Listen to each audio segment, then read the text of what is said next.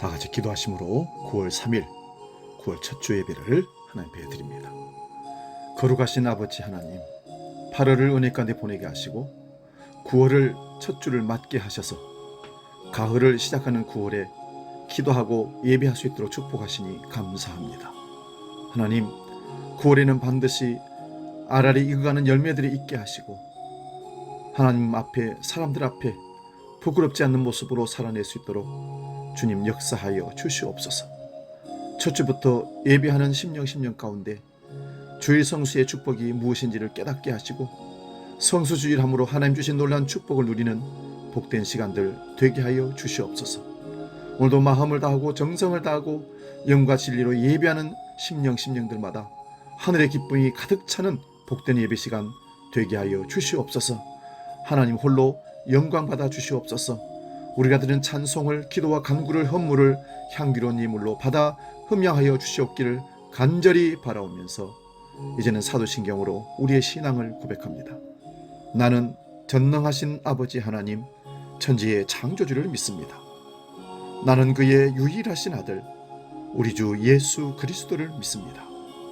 그는 성령으로 잉태되어 동정녀 마리아에게서 나시고 본디오 빌라도에게 고난을 받아 십자가에 못 박혀 죽으시고 장사된 지 사흘 만에 죽은 자 가운데서 다시 살아나셨으며 하늘에 오르시어 전능하신 아버지 하나님 우편에 앉아 계시다가 거기로부터 살아있는 자와 죽은 자를 심판하러 오십니다. 나는 성령을 믿으며 그 거룩한 공교회와 성도의 교제와 죄를 용서받는 것과 몸의 부활과 영생을 믿습니다. 아멘.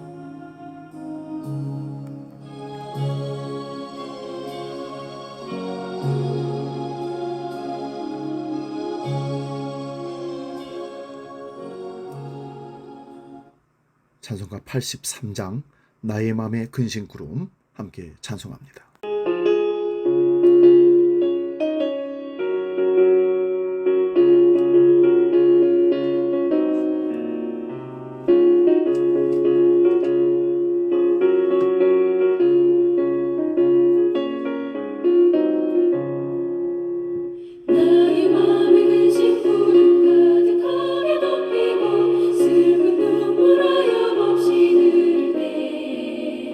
인자하고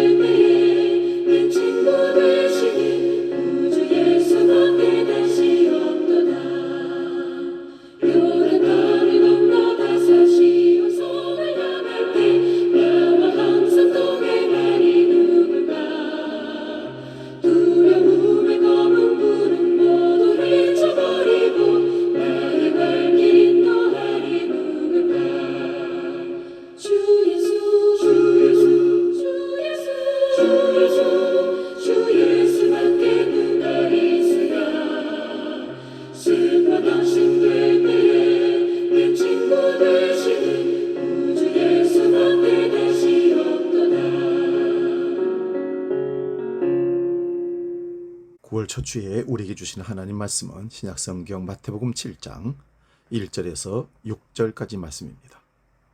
신약성경 구면에 있습니다. 이 말씀 봉독할 때에 살아계신 주님의 음성을 들을 수 있기 바랍니다. 마태복음 7장 1절에서 6절 말씀 지금 봉독합니다. 비판을 받지 아니하려거든 비판하지 말라. 너희가 비판하는 그 비판으로 너희가 비판을 받을 것이요 너희가 헤아리는 그 헤아림으로 너희가 헤아림을 받을 것이니라. 어찌하여 형제의 눈 속에 있는 티는 보고 내 눈 속에 있는 들보는 깨닫지 못하느냐. 보라, 내 눈 속에 들보가 있는데 어찌하여 형제에게 말하기를 나로 내 눈 속에 있는 티를 빼게 하라 하겠느냐. 위식하는 자여, 먼저 내 눈 속에서 들보를 빼어라. 그 후에야 밝히 보고 형제의 눈 속에서 티를 빼리라. 거룩한 것을 계획해 주지 말며 너희 진주를 돼지 앞에 던지지 말라. 그들이 그것을 발로 밟고 돌이켜 너희를 찢어 상하게 할까 염려하라. 아멘. 오늘 봉독한 말씀으로 비판하지 말자, 이런 제목으로 말씀을 상고하면서 하나님의 은혜를 나누고 싶습니다. 비판하지 말자. 오늘 본문의 말씀은 비판에 관한 말씀으로 알려진 본문입니다. 그렇다면 비판은 무엇을 가리키는 단어일까요? 영어 성경에는 비판을 J-U-D-G-E 해서 젖지라고 표현했습니다. 명사로서는 고등법원 판사, 동사로는 짐작하여 판단하다라는 의미를 가지고 있습니다. 즉, 판사가 어떤 대상을 판단하는 행위를 의미합니다. 아마도 예수님은 바리새인들이 자주 판단했기에 이들을 염두에 두고 하신 말씀으로 추측이 됩니다. 심판, 판단, 비판이라는 단어들의 공통점은 지적입니다. 대상의 허물을 찾아내어 공개하는 행위를 말합니다. 쉬운 예로 정치인들이 진영 논리로 상대방의 허물을 공개하는 행위를 지적질한다, 이렇게 말합니다. 그러므로 본문에서 가리키는 비판하지 말라는 의미는 지적하지 말라는 말로 바꿀 수 있습니다. 우리 마음속에 상대방을 지적하고 싶은 마음이 들 때마다 자신이 한 번 정도 고려해야 할 몇 가지 사항들이 있습니다. 첫째는 합리적인 근거가 있는지를 살펴야 합니다.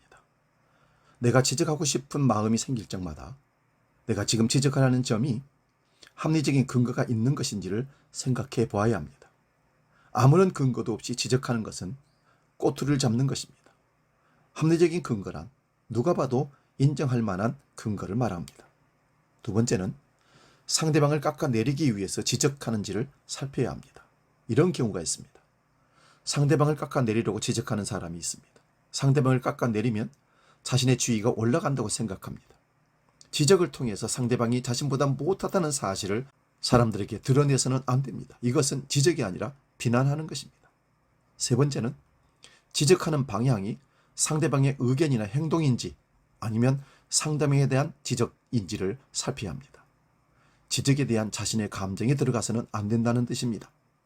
우리는 상대방의 의견이나 행동을 지적할 수 있습니다. 가령 도벽이나 거짓을 지적할 수 있습니다. 잘못된 주장을 지적할 수 있습니다. 하지만 사람 그 자체를 지적해서는 안 됩니다. 인상이 안 좋다, 행동거지가 마음에 안 든다, 자신하고는 스타일이 안 맞다는 등등 그 사람을 직접적으로 인격 모독하는 지적질, 이것은 안 됩니다. 수년 전에 서울 어느 교회의 장로님과 상담을 한 적이 있습니다. 자기 교회 목사님이 유명한 목사님의 설교를 그대로 베껴서 옮겨서 설교한다는 말을 들었습니다. 그것이 교인들에게 소문이 났습니다. 그래서 상당한 교인들이 그것을 알고 불편해한다는 얘기입니다. 즉, 그 목사님의 말씀을 듣기가 어렵다는 얘기고 목사님을 교체해야 한다는 의도의 말로 저는 들었습니다.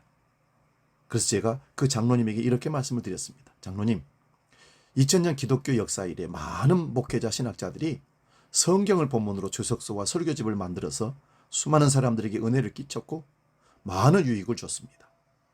그리고 헤아려 새 것이 없듯이 모두가 어디서 배웠거나 들었거나 본 것을 감명을 받아 성도들에게 전달하려고 사용하다 보니 그럴 수 있습니다. 장로님, 오히려 내 설교는 이 세상에서 누구도 들어보지 못한 독창적인 신비한 설교라고 말하는 목사님이 이단일 가능성이 크고 잘못된 설교일 수도 있습니다. 그러므로 설교자는 많은 사람에게 빚을 지고 사는 사람입니다. 내가 연구한 나만의 설교는 이 세상에 존재할 수 없습니다. 저는 그 장로님과 그 교회 성도들이 오히려 교회에 해악을 끼치는 사람이라고 봅니다. 그 목사님이 전달하는 말씀의 본질이 오류가 있거나 심각한 문제를 야기하는 말씀이라면 성경을 통해서 문제를 제기할 수 있습니다. 그러나 들어본 설교, 읽어본 설교라고 목사를 비난하고 그를 목회직에서 내려오게 하려고 하는 시도를 한다는 의도가 오히려 하나님 편에 책망받을 일이라고 저는 생각합니다. 비판이란 무엇입니까? 형제의 약점이나 허물을 들추어서 험담하거나 공격하는 언어의 폭력입니다. 자기만의 안경을 쓰고 다른 사람을 보면서 시시비비를 가리는 것입니다. 자기 잣대로 다른 사람을 재면서 길고 짧음을 늘어놓는 것입니다. 물론 비판 중에는 건전한 것도 있습니다. 주님이 비판하지 말라고 하신다 하여 아예 비판 의식 전체를 정죄하는 것은 아닙니다. 교회가 잘못되어 가면 건전한 비판 의식을 가지고 교회가 바로 가기를 바라는 것은 당연한 것이고, 한국교회가 조금이라도 부패하고 세속화되어 간다면 우리는 이런 교회를 가슴에 안고 이래서는 안 되겠다는 비판 의식을 가지고 하나님 앞에 통회하고 기도할 수 있습니다. 주님께서 비판하지 말라고 하신다 하여 책망하는 것까지 금하시는 것이 아닙니다. 하나님의 말씀이 우리가 잘못되었을 때 책망합니다. 잘못되는 것을 보고도 책망하지 아니하는 교회는 이미 생명이 떠난 교회입니다. 주님께서 말씀하시는 내용은 교회 안에서 형제끼리 서로의 약점과 허물을 용납하지 못해 말을 가지고 형제에게 상처를 주지 말라는 의미입니다. 내가 너희에게 말한다. 너희가 율법학자들이나 바리새파 사람들보다 더 의롭지 않으면 결단코 하늘나라에 들어가지 못할 것이라고 말씀합니다. 마태복음 5장 20절을 봅니다. 내가 너희에게 이르노니 너희 의가 서기관과 바리새인보다 더 낫지 못하면 결코 천국에 들어가지 못하리라. 여기서 주님이 말씀하신 바리새인들이 세우는 의는 무엇입니까? 다른 사람은 죽이고 자기는 사는 의입니다. 예수님을 주님이라고 부르면서 주님을 섬긴다는 우리가 바리새인처럼 행동을 하면 안 됩니다. 우리에게는 더 나은 의가 필요합니다. 더 나은 의는 형제를 비판하지 않는 의입니다. 나를 죽이고 형제를 높이는 의입니다. 오늘 본문 1절 2절을 봅니다. 비판받지 아니하려거든 비판하지 말라. 너희가 비판하는 그 비판으로 너희가 비판을 받을 것이요 너희가 헤아리는 그 헤아림으로 너희가 헤아림을 받을 것이니라. 이 말씀은 마태복음 7장 12절 말씀과 연결되는 말씀입니다. 마태복음 7장 12절 우리는 황금누리라고 합니다. 그러므로 무엇이든지 남에게 대접을 받고자 하는 대로 너희도 남을 대접하라. 이것이 율법이요 선지자니라. 여러분, 내가 비판하고 싶으면 나도 남들이 하는 비판을 받을 각오를 하라. 아니면 내가 칭찬받고 싶으면 나도 남을 칭찬하라는 것으로 해석 가능합니다. 이 세상에서 비판받기를 좋아하는 사람은 한 사람도 없습니다. 나는 건전한 비판은 무엇이든지 다 받아줄 의향이 있습니다. 거리낌 없이 허심탄회하게 말해 주십시오 한다고 생각대로 말했다가는 평생 마음에 찍힘을 당합니다. 어느 누구도 비판에 감사합니다, 참고해서 고치겠습니다 말하고서는 마음의 서운함을 못 받아들임의 고통이 있습니다. 당신이 이래서 저래서 문제가 있다는 비판을 하는 사람에게 그가 잘못한 것이 분명해서 그를 비판하면 절대 수용하고 받아들이지 않는 본성적인 마음이 우리에게 있습니다. 우리가 비판을 받지 않기를 원하면 꼭 해야 할 일이 있습니다. 주님의 말씀을 따르는 것입니다. 오늘 본문 3절에서 5절을 봅니다. 어찌하여 형제의 눈 속에 있는 티는 보고 내 눈 속에 있는 들보는 깨닫지 못하느냐. 보라, 내 눈 속에 들보가 있는데 어찌하여 형제에게 말하기를 나로 내 눈 속에 있는 티를 빼게 하라 하였느냐. 외식하는 자여, 먼저 내 눈 속에서 들보를 빼어라. 그 후에야 밝히 보고 형제의 눈 속에서 티를 빼리라. 어째서 너는 내 형제의 눈에 있는 티는 보면서 내 눈에 들어있는 들보는 깨닫지 못하느냐. 여러분, 티와 들보는 비교가 불가능한 대상입니다. 티는 말 그대로 작아서 무시할 정도의 것입니다. 그런데 들보는 집을 받쳐주는 기둥을 말합니다. 내 눈에 아직 들보가 있는데 어떻게 형제에게 내 눈에 있는 티를 빼주겠다라고 할 수 있느냐. 이 위선자야, 먼저 내 눈 속에 들보를 빼라. 그런 후에야 내가 정확히 보고 형제의 눈 속에 있는 티를 빼낼 수 있을 것이다. 또한 비판하는 사람은 지독한 모순에 빠집니다. 그런 모순을 안고 살면 그 인격이 건강할 수 없습니다. 신앙생활을 할 수 없습니다. 비판하는 사람은 자기 창문을 닦지 않고서는 남의 창문을 안 닦았다고 욕하는 사람입니다. 이런 모순을 안고 있는 사람들이 교회에 와서 예배드리고 거룩하게 하나님을 찾고 남보기에는 경건한 것처럼 기도할 수 없습니다. 이런 예가 있습니다. 어떤 부인이 집을 하나 얻어서 그 집으로 이사를 하게 되었습니다. 그런데 잘 알지 못하는 건너집이 창문이 환하게 밝혀지면서 부인이 날마다 한 10시쯤 되면 커피를 마시면서 독서를 하는 모습이 참 보기 좋았습니다. 건너편 집은 알지 못하지만 날마다 그것을 살피는 것이 이 아주머니의 날마다 주된 임무입니다. 그런데 어느 날 건너편의 유리창이 더러워서 그런지 그 안에서 행동하는 그 부인의 모습이 보이지가 않습니다. 그래서 아이고, 저 게으른 여인, 집에 창문이나 좀 닫지, 왜 저렇게 보이지 않아? 그리고 이렇게 살피니까 희미한데 분명히 사람이 있는 듯한데 유리창이 더러워서 보이지 않는 겁니다. 그러던 어느 날 이 부인이 자기 집의 창문을 닦았습니다. 청소를 열심히 하고 닦고는 건너편을 딱 보니까 건너편이 환하게 그 집이 잘 보이는 겁니다. 그리고 그 여인이 여전히 커피를 마시고 독서를 하는 모습이 보입니다. 그때서야 이 여인이 깨달았습니다. 아, 저 집의 창문이 더러웠던 것이 아니라 내가 우리 집의 창문을 닦지 않아서 더러워서 저 집이 안 보였던 거구나. 그러므로 비판하지 말라는 것입니다. 성령의 오순절날 예루살렘 다락방에 임했을 때 거기에 앉아있던 120명의 성도들의 말을 통제했다고 합니다. 사도행전 2장 4절입니다. 그들이 다 성령의 충만함을 받고 성령이 말하게 하심을 따라 다른 언어로 말하기를 시작하니라. 여러분, 성령의 말하게 하심을 따라 하나님의 크신 일을 말하지 아니할 수 없게 하셨습니다. 우리 안에 거하시는 성령은 우리의 입과 말을 통제하시는 분이십니다. 우리가 비판하면 성령은 슬퍼하십니다. 우리가 선한 말을 하면 성령은 기뻐하십니다. 형제를 비판하는 근성이 우리 안에 남아 있습니까? 그렇다면 성령을 거스르는 육신의 사람입니다. 그래서 우리는 늘 기도해야 됩니다. 하나님, 성령을 통해 내 생각과 내 말을 주장하여 주옵소서. 통제하여 주옵소서. 에베소 4장 32절을 봅니다. 서로 친절하게 하며 불쌍히 여기며 서로 용서하기를 하나님이 그리스도 안에서 너희를 용서함같이 하라. 마태복음 5장 7절 말씀도 봅니다. 궁일이 여기는 자는 복이 있나니 그들이 궁일이 여김을 받을 것이요. 아멘. 사랑하는 여러분, 우리가 비판한 말은 없어지지 않고 누군가의 마음에 남아 있습니다. 그래서 성령은 우리로 하여금 비판하지 않도록 항상 도와주십니다. 먼저 형제를 불쌍히 여기는 마음을 우리에게 허락하십니다. 우리 모두가 예수님을 닮아 온전한 자가 되고자 하는 것이 목표이긴 하지만 우리의 허물과 약점에서 자유할 수 없는 십자가를 날마다 지고 삽니다. 그러므로 우리는 서로 불쌍히 여겨야 합니다. 이것이 성령의 사람입니다. 불쌍히 여기는 이상 남을 비판할 수 없습니다. 성령은 형제를 칭찬하고 격려하도록 우리를 감동시켜 주십니다. 우리가 성령에 충만해서 살며 형제의 눈에 있는 티를 보지 않습니다. 모든 사람은 자기를 칭찬하는 것을 자연스럽게 받아들이는 반면 자기를 비판하는 것을 자기 공격이라고 인식하고 그것을 되갚아주려는 반작용이 항상 존재한다고 합니다. 어떤 분은 건전한 비판을 언제든지 받아들이겠다고 고치겠다고 말합니다. 그러나 그것은 그 사람들에게 자기가 괜찮은 사람이라고 일종의 자기 과시일 행동을 하고 있는 모습에 불과합니다. 그런데 그 건전한 비판을 듣고 집에 가서는 이렇게 얘기합니다. 지가 뭔데? 나보다 못한 주제.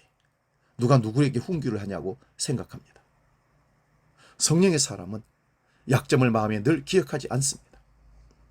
여러분의 눈은 사탄의 눈입니까? 성령의 눈입니까? 성령의 눈을 가진 사람은 좋은 점을 보게 됩니다. 로마서 14장 10절입니다. 네가 어찌하여 네 형제를 비판하느냐? 어찌하여 네 형제를 업신여기느냐? 우리가 다 하나님의 심판 앞에 서리라. 성령의 사람이 될 수 있기를 바랍니다. 성령의 사람은 형제를 불쌍히 여깁니다. 성령의 사람은 좋은 점을 봅니다.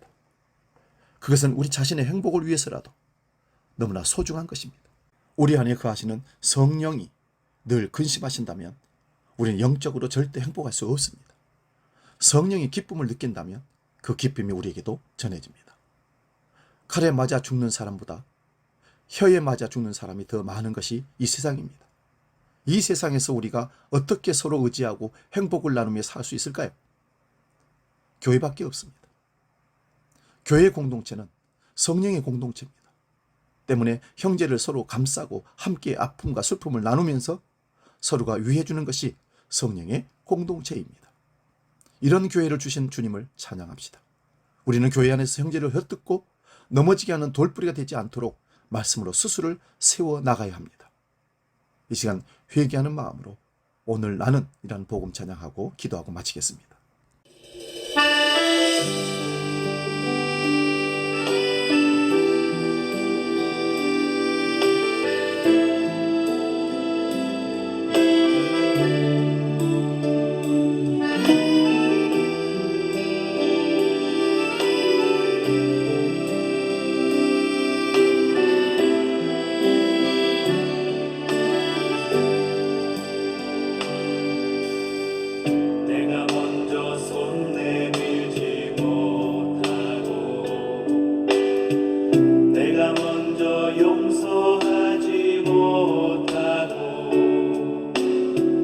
내가 먼저 웃음 주지 못하고 이렇게 머뭇거리고 있네.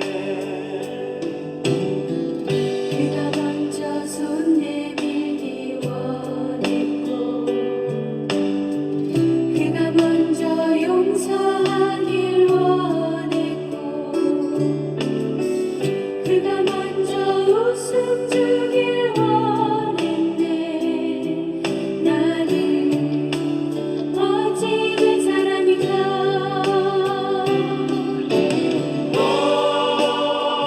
간교한 나의 입술이여,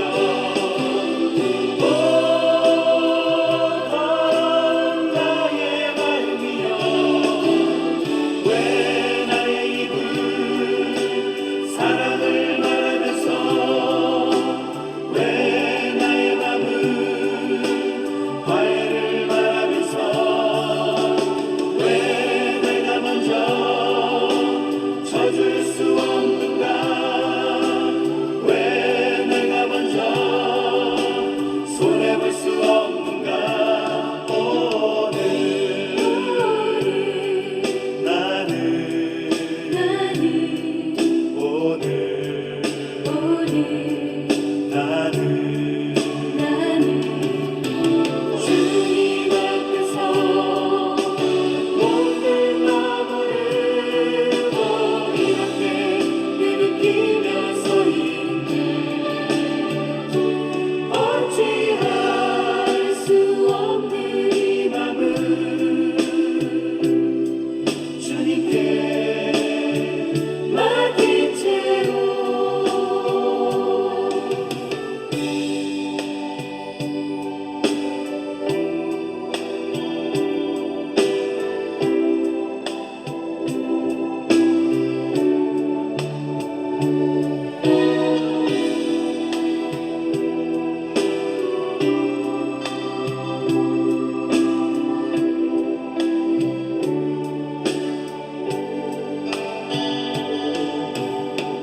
내가 먼저 섬겨주지 못하고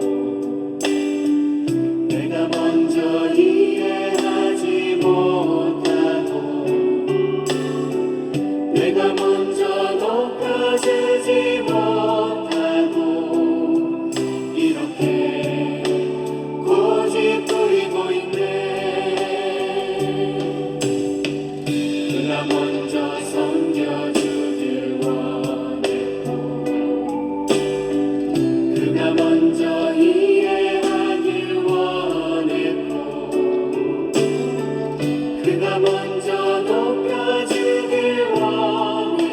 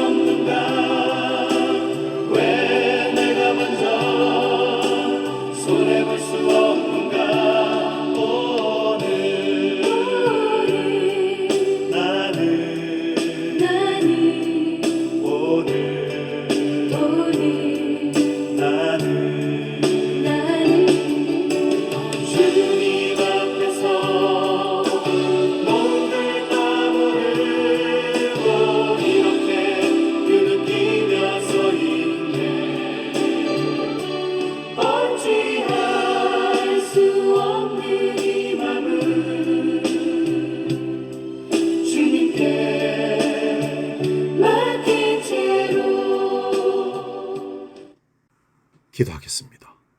은혜가 풍성하신 아버지 하나님, 비판하는 본성을 가지고 있는 우리가 비판하지 말라는 주님의 말씀을 거역하지 않고 순종하여 상처 주고 상처받는 일이 없도록 하나님의 사랑과 은혜를 우리에게 더하여 주시옵소서. 나 잘남을 간직한 채 연약한 이웃의 약점을 파고들어 인격을 모독하고 희생불능의 상태로 만들어버리는 일들이 교회 안에서 성도들 간에는 적어도 일어나지 않도록 성령으로 우리 마음과 입을 통제하여 주시옵소서. 이어서 오늘 드려질 헌금을 넣고 봉헌 기도합니다. 거룩하신 아버지, 오늘도 하나님의 은혜를 기억하며 9월 첫 주 예배로 하나님께 나아가게 하시니 감사합니다. 뿐만 아니라 예배 중에 하나님께 주신 물질을 구별하여 하나님께 드릴 수 있는 봉헌의 시간을 주셔서 또한 감사합니다. 주의 모든 것의 주인이 하나님이신 것을 고백하며 수입의 11조를 정직히 구별하여 드립니다. 그들의 신앙 고백을 받아 주시옵소서. 신앙의 원리를 따라 감사의 예물을 추정헌금을 주 앞에 정한 시간에 드립니다. 향기로운 예물로 받아 주시옵소서. 사명을 깨닫고 선교 헌금과 일천번제와 건축 예물을 구별하여 드립니다. 사명대로 하나님 원하시는 대로 이 물질이 흘려보내져서 생명 살리는 영혼 구원의 귀한 물질로 사용되도록 역사하여 주옵소서. 주님 받으시고 흠양하실 줄 믿고 예수님의 이름으로 축복하며 기도하옵나이다. 아멘. 찬송가 51장 주님 주신 거룩한 날 찬송하며 봉헌합니다.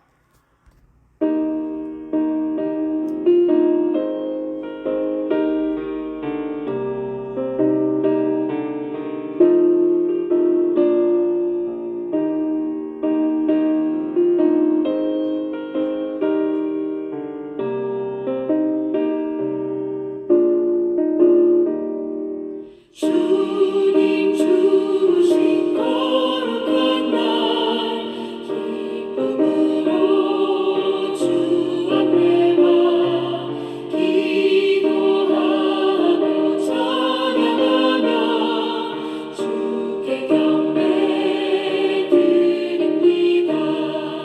내게 주신 귀한 물질 하나님께 드리오니 기뻐 받을 제물로서 연락되게 하옵소서.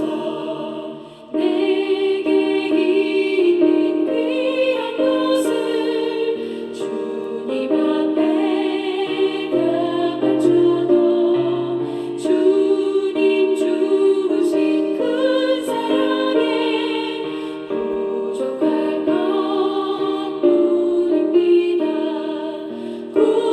구원하신 나의 주님 크신 은혜 생각하며 주께 힘써 바치겠네.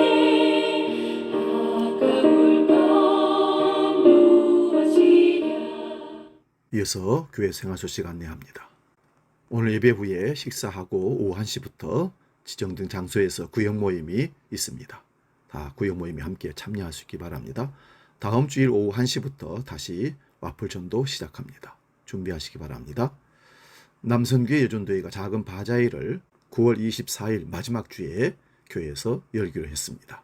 줍긴 걸으면서 쓰레기를 줍는 환경정화운동을 9월 17일 주일 오후 1시에 교육한 다음에 함께 실습으로 나가서 쓰레기 줍는 일을 우리 함께 나누도록 하겠습니다. 우리 한들 위해서 기도해 주시고 다른 광고 주보 참고하시고 이제 620장 여기에 모인 우리 찬송하고 축도하고 예배 마치겠습니다.